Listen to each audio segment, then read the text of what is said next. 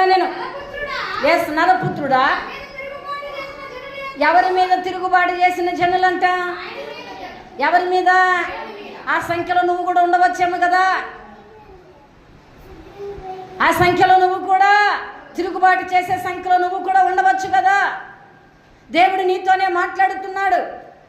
నా మీద తిరుగుబాటు చేసిన జనుల యొద్దకు, అంటే ఇశ్రాయేలు ప్రజలు, అరణ్యములో మన్నా తిన్న ప్రజలే, అరణ్యములో బండలోంటి జీవజలపు ఊటలు తాగిన ప్రజలే, ఆరిన నేలను నడిచిన ప్రజలే, దేవుని మహిమ ప్రత్యక్షతను పొందిన ప్రజలే, దేవుని మహా ఆశీర్వాదం పొందిన ప్రజలే.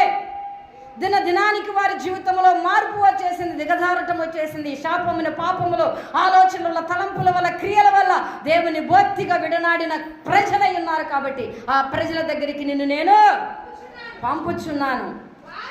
వారును వాని పితరులను